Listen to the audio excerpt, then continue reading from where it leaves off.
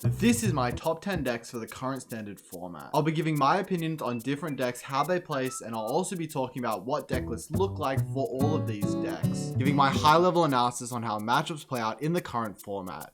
Hope you enjoy. So the 10th deck we have is Roaring Moon. I thought the 10th deck, there were a few options. Unfortunately, couldn't fit Cloth onto the list. I really considered it, but realistically, I think Roaring Moon is quite a bit better. I think Roaring Moon is quite a bit better than like Cloth, Chien Powers in this 10th slot. I think there are 9 really good decks right now. The 10th one's not so good. But Roaring Moon has had some decent finishes compared to Cloth. Cloth has got some day 2s at regionals. Roaring Moon has got some, like, I think it got 9th and 10th in the last few regionals. It's actually done really, really well. Like, you know, it's done solid. It has some solid results. It's not as consistent as the other decks. I don't think it's as strong either. But on a good day, it can do well. So here are some of the lists that have done well. This is one of the lists that got 9th or 10th at the last 2 regionals. This is a turbo stop, just cross switcher, go as fast as possible with the water energies. I think the water energies are really good for the Guardy matchups. I would personally play Cologne. When I tested a decent amount of Roaring Moon at the beginning of the format, I thought you actually had a decent chance into Gardevoir, but only if you ran Cologne. In a version like this, I don't think you have as good of a chance. But cleared it very well. You have a good chance against Maridon. You have a really good matchup into some other things. Well, what else? Like the Zard matchup's pretty bad. The Guardy matchup's pretty bad, and that's sort of the reason this deck isn't as good. But a lot of the other decks, like, you know, for example, Maridon, you have a really good Urshi matchup, a solid.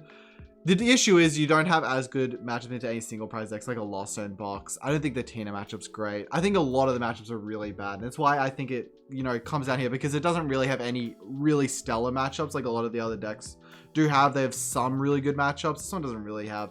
It has the Maridon that's like okay, and then it has, you know, pretty bad matchups across the board. It has a very good Mew matchup as well, and that's pretty important for this deck. But other than that, not great matchups across the board. But I do think that a list like this is really cool, and I think being as streamlined as possible with Roaring Moon is the best way to play it.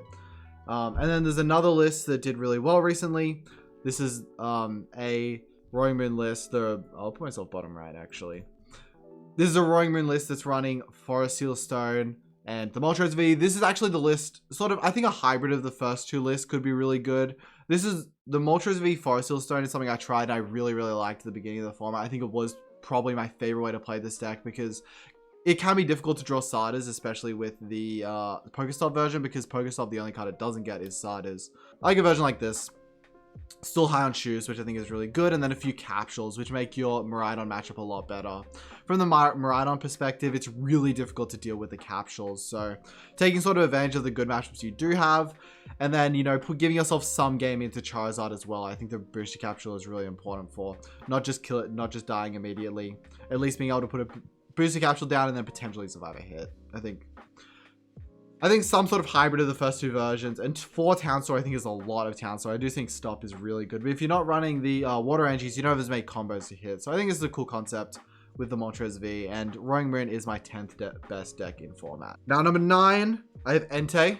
I think Entei is really good right now. I think it is falling a bit short, and it's falling a bit out of the format. It was really, really good for a while, but I think a lot of people have decided that this is probably just the 9th. This is probably just like around not the best range, but I do think this is a playable deck. You know, the Gardevoir matchup, you can scam a lot of wins, and you're probably favored in the matchup overall. Things like Maridon is a very playable matchup. If they start, you know, a bad starter, you always win.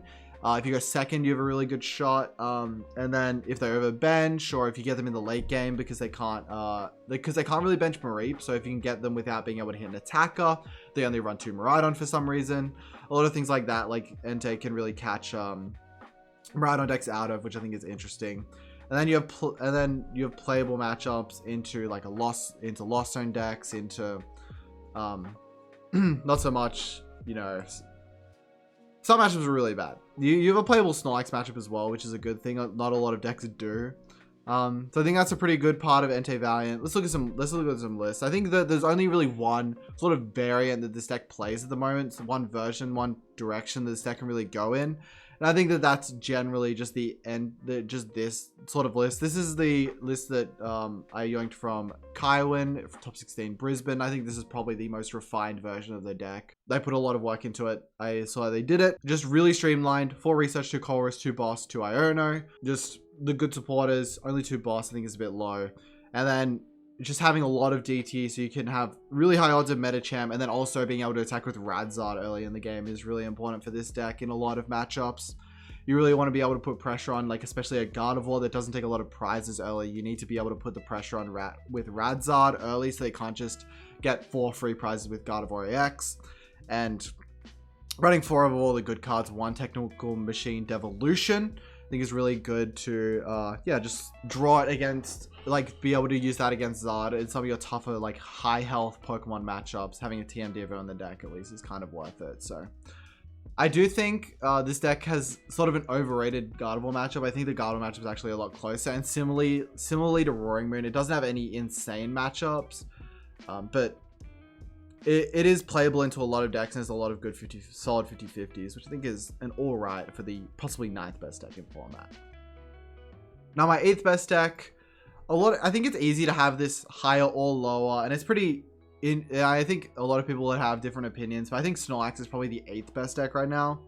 It's been sort of falling off a little bit after it did win a regionals, which a lot of the decks that are around this range haven't, or haven't even gotten close. But this deck, it has really, really solid matchups, and especially in early stages of tournaments or even late stages, you can really catch opponents that aren't prepared for it. So it does have some really bad matchups. The Gardevoir matchup isn't really that good for Snorlax against a prepared Gardevoir player. And then things like Maridon, I think, have a really, really good shot into Snorlax, especially when they're running Super Rod and can shuffle back their used Pokemon and play with a small bench. I think they have a really, really good shot into Snorlax. But Snorlax obviously is a really good Zard matchup. If you play something like Spiritomb, you can have a good Mew matchup. Otherwise, I don't think it's the best. Path and Judge are very good against this. And then obviously the Auto-Lusty Giratina is pretty bad. That's why I think it's the 8th best deck in format. You don't really have 50-50s across the board, and although Snorlax is very consistent, some games you just lose. So here are some lists of this deck. This is the list that I have 2 lists for Snorlax. I have a really interesting list coming right after this, but this is the list that won a regionals. If you haven't seen a lot of Snorlax, this is generally what the list looked like. It's just a bunch of one-off disruption supporters for niche matchups, Avery, Giacomo, and Sydney for the matchups that they're good in. Sydney is actually good in a lot of matchups because it also reveals their hand, which is a big deal for Erica's, but you know, Avery and Giacomo only very matchup specific. And running the Spiritomb for the Mew matchup, the Crab for the Mirror, and then a lot of things like 3 Bravery Charm, 1 Cape, I think is pretty interesting overall. And probably a really good line to be playing of those cards, and then obviously just the counter catches to stall opponents with Block Lax's ability. So, but this is not the only list I'm going to show you. You might have seen this list a lot. The other list I think is really interesting for Block Lax is the Alessandro Kremscoli version. If you've been keeping up with this, the Luxray, Pidgeot, only 3 block Snorlax version of this deck. There's a lot of reason I see to run this deck against a matchup like Giratina, or basically any of the matchups where you're actually objectively losing to their switch cards. Instead of having to rely as much on the Misfortune Sisters, we can more rely on the Luxray to get sort of stuff out of their hand, get the switch cards out of their hand, and stall. You can even stall like Comfies with a version like this, whereas you can't stall. You generally against like a Lost Tina, you just fall over and die. And the Pidgeot also is really interesting. It has a few main purposes. You can loot Penny a bit easier, use it to penny off the Rotom, and then still have a Pokemon that searches and gets your stuff out that has a lot more health than Rotom V does. One of the issues with Rotom is it doesn't have a lot of health, and it can get knocked off really easily. And we also have Lost City in this deck to Lost City Miniors. And this is one of the main answers that have come up recently to Minior, because you can just put a DT on your Pidgeot and knock out the Minior, Lost City to Lost Zone it, and then regain trapping with Snorlax against something like a Charizard EX. I think this is a really cool, really interesting list that I thought would be worth showing. This list running Turo's really, really cool stuff in this list. Now, my 7th best deck in format, I think this deck has only come up really recently, but I do think it actually is better than Ente, Valiant, and Snorlax. It's been doing really well on in tournaments in general. Hasn't had any massive finishes, but this weekend it got 2 top 8s. It's Intellon Urshifu. Intellon Urshifu has some really good matchups. It has a really good Maridon matchup. It has a really good Charizard matchup. It has a really good... I mean, some of them are arguable. I don't know how good the Tina matchup is. I think it's okay. I've heard that it's fine. It has a really good Lost Box matchup. Some of these matchups are really, really good for Urshi. Unfortunately for Urshi, it has some of these more fringe matchups are really bad. And even, you know, Mew is a really common deck that takes down Urshi really easily. And Mew is seeing quite a lot of play right now. I think it's pretty good. So not really the best for Urshifu, but it does have a lot of good matchups overall. So I think it's actually a really solid deck. Here's the first list for the deck. This is, I think this is Rahul's list. I have 2 lists for Urshifu. I don't actually see, I don't even know why I have 2 lists, but I have 1 from top 8 this weekend and 1 from Rahul. It's one way around or the other, but essentially it's just really heavy Clara, get back energies, spam with Urshifu. Really low on energies actually is the first thing that catches my eye. But the TM Devolution, 2 copies of that. All the lists are playing 2 that I've seen. Because the card is insane against like Zard and Guardi, the main 2 matchups for it, and you really need to draw it in those 2 matchups. But you have a really good Zard matchup. and yeah, just the Sealstone. The Turos as well is a really good card for Urshi. Surprisingly good card for Urshi in my opinion. Compared to Cheryl before, much better card. I believe so. Pretty good list. And then the other list, which is either top 8 this weekend or Rahul's list, basically the same thing. This one has Lumineon instead of Squawkabilly, which I think is a pretty cool concept because the Squawkabilly on turn 1 is kind of hard to use, especially, you know, going first. You can't play a supporter. You don't really get to thin anything out of your hand. If you just draw into a bunch of supporters, you're just dumping them, which isn't always what you don't want to do as Urshi. So I think a version like this is pretty... either of these versions is pretty good. This one on 1 Clara, just 1 less, but I think either of these versions are pretty good, and it's a pretty interesting concept, obviously, just trying to nuke things with Urshifu, or just attack with Urshifu against Maridon. That's the plan in that matchup. So the next matchup I have is Lost Zone Box. Now, Lost Zone is in a really interesting spot right now because unlike a lot of decks, it's so undefined what Lost Zone Box should look like. Every new week we see Tord bringing a different Lost Zone deck. We see, you know, Sablezard being innovated on. We saw a completely new Lost Zone deck this weekend come out of like Pedro and someone who actually got top 4 at the event. I'm going to show that list in a second. So, yeah. Lost Zone, I mean, it really depends on the version, but I think it's not strong enough to be in the top 5 decks right now. I think all the versions are so unrefined. I think maybe a refined version of Lost Zone could honestly be the best deck in format. But I don't think the decks are there yet, or I'm not confident that the decks are there yet. The lists are there yet to, you know, break up there. But this is the most recent Tord list that's come out. Insane deck list. If you haven't seen this, 1 Grass Energy, 2 Lightning, 2 Psychic in a deck that has 2 Psychic attackers, 2 Psychic Energy, 3 Water Energy, 4 Dark. 3 Water Energy in a Kyogre deck is unheard of, absolutely unheard of, but really insane deck list. But the Giratina does make a lot of sense, and 2 Jet Energy as well. The Giratina makes a lot of sense. Just adding Abyss Seeking to the deck while also having a massive nuke is something the deck was lacking before. Having an answer to Ente Valiant in the form of something that also can Abyss Seek is something the deck hasn't had access to in the past. So I'm really interested in this. I'm really interested in this deck. I'll be trying it myself a lot in future. It's a cool deck. So, and then the Lumineon and Sealstone package to have more consistency, I think is really good. And then Power Pad, just basically running it like a Kyogre deck with infinite techs. Iron Hands for the Guardi matchup, Roaring Moon for the Guardi matchup, Roaring Moon for just getting 2 prizes and being really strong against like Mew. I mean, there's so many matchups that all these cards work towards, and I think this is getting towards a perfect combination. The Giratina V makes a lot of sense as a late game nuke or even an early game nuke. And having access to Forest Sealstone on a second target that's also so strong as Giratina V is kind of insane. The next list I have is Sablezard. This is Brennan Cameron from this weekend. Pidgeot Sealstone instead of he was running Pokegears before, I think makes a lot of sense. He was running more Pokegears, I believe. Makes a lot of sense. Hitting Colress is super important for Lost Zone decks like this, especially without Greninja. You have really bad search for the Colress itself. So the most reliable way, just having a Pidgeot and a Sealstone, you hit one of them instead of having the Pokegear roll, which Pokegear usually ends up having about a 50-50 to get Colress. You can get other things obviously and thin your deck so it doesn't end up being a dead card, but what you want to be doing is getting Colress. So 50-50 to get Colress, or you have the one Sealstone, which is a guarantee to get Colress. I think, in my opinion, makes a lot of sense, and the Pidgeot being in the deck can also be helpful for other cases. So cool list. And then the Sablezard Roaring Moon. I mean, it has, you know, solid matchups across the board overall, I think. I think the Guardian matchup isn't that great for this list. I think it's probably slightly unfavored. But you can beat Maridon if you hit the Charizard early, or even Roaring Moon just to kill their Iron Hands early enough. If you hit either of those, you're in a really good spot.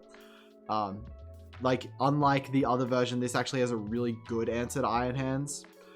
In the Radiant Charizard, the other version doesn't have a great answer to Iron Hands. So I really like this version. I think this list is really cool for Mirage Gate as well. In a Sablezard deck is pretty cool. And this is the coolest list of Lost Zone I've ever seen in my entire life. The super effective glasses. Like, this is even cooler than the Tord list, I think. It's just a bunch of attackers with super effective glasses to just punch through stuff.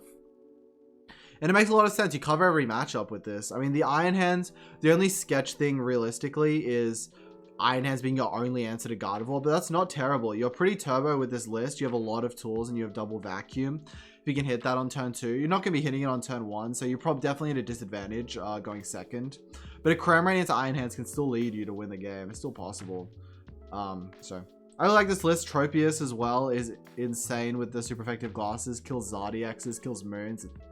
Pretty ridiculous. So that matchup not being as bad as some of the other Lost Zone decks do have trouble with Charizard. So I don't mind it. I think this is cool, and you know, it might keep doing well. We'll see. Well, so I'm really interested to see where Lost Zone ends up, because, you know, super effective glasses might be right, might be wrong. Wait, it's still yet to be seen, right? So, and this has a lot of V's in Forest Sealstone, which I think is also really good. Alright, that's it for my 6th best deck in format. My 5th best deck in format is Mew VMAX. 2 ways to play Mew VMAX, DT and Fusion. But Mew is just always super well positioned. It has been for years, and right now is no different. It's in a really good spot. It is favorables into a lot of the matchups. You basically just choose between having a really solid Zard matchup or into other things. You can have a solid Zard matchup by playing DT Mew. It's losable, but it's solid. We'll look at a DT Mew list. The Grabbers, DT Luxray. I think that's coming in right now because the Pidgeot version of Zard is the most common at the moment. So, you know, throwing in Luxray, throwing in DTs to be able to beat Pidgeot, I think is super cool. The Evo Zard was a lot harder for this, but now that Zard transitioned to Pidgey, I think that this is probably, in my opinion, the best way to play Mew right now. And you still have solid matchups across the board against Gutina, you always have, and then stuff like Maridon is a very good matchup for Mew, and that's sort of where Mew sits right now, is against the top 5 decks. It has like a really solid like Maridon matchup, but not the best Guardy matchup, and then solid into the rest, Zard, Giratina. I can have a bad Zard matchup depending on the list. It just depends. And I mean, the other version of the deck is Fusion. This is a Fusion list. Also 2 box in this list I think is pretty cool. You can deal with Zards that way as well. When you're putting 2 of them to a low hand, if you put a box on a Pokemon, it also becomes difficult for them to deal with your big threats. So, because you can just kill them back, which usually you can't. But for Fusion Mew, this is a very standard Fusion Mew list. I actually going to this one from Constar from a few weekends ago, because I didn't really know who to take a Fusion Mew list from that I actually liked. This is 3 double turbos in the corner if you can't see that, but totally just having super standard Fusion Mew, and you have solid matchups overall. One Shoe is insane, but you know, I believe in Constar. Avery I think is really good right now as well. It was very scary to play against this weekend as Gardevoir, and I think this deck having a solid Gardevoir matchup is actually one of the reasons to play it over the DT Mew, even with Avery in format. For them, I think you can abuse Avery just as much.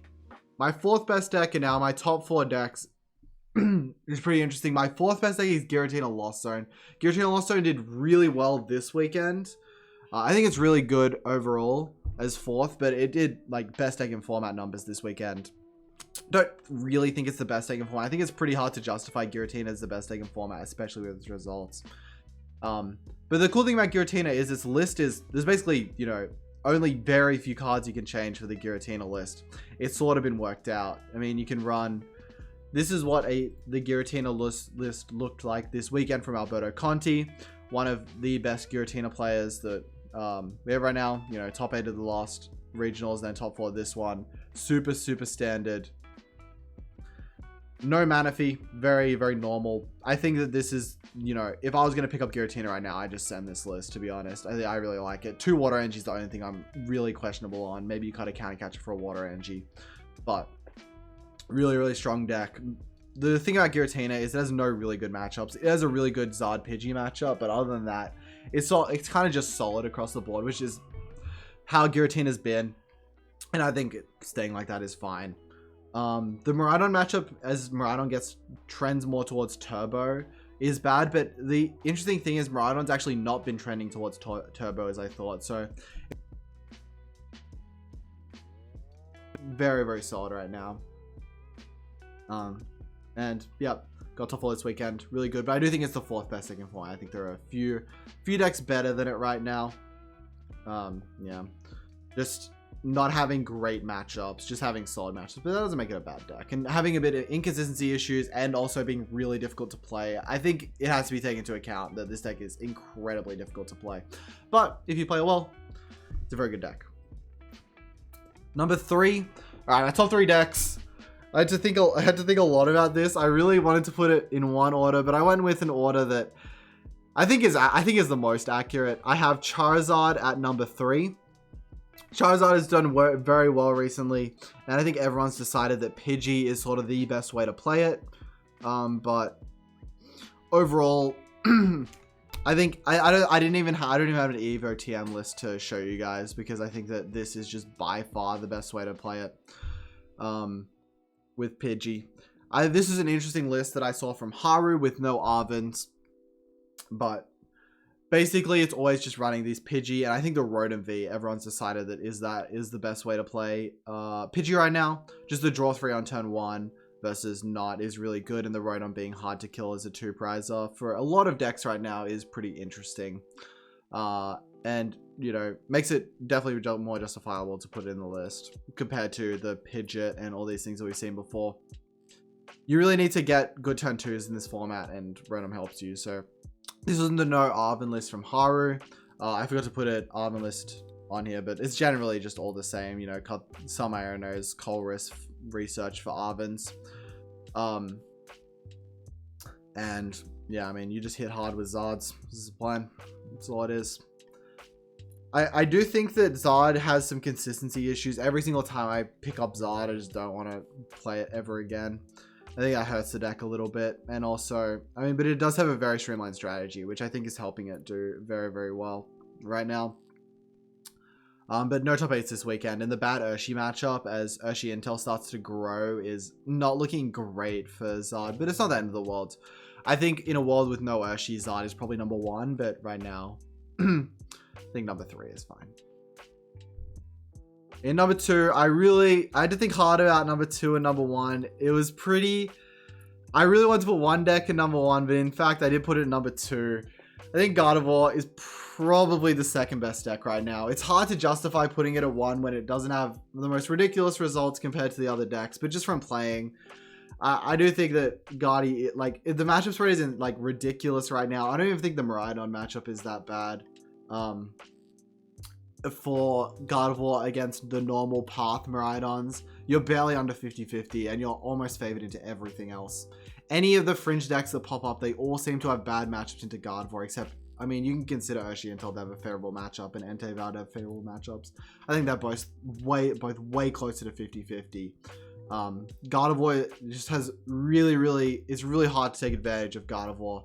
The 1 prizes alongside the EX that is super big really hard to take advantage of. This is the list I played this weekend. I thought I'd throw it in.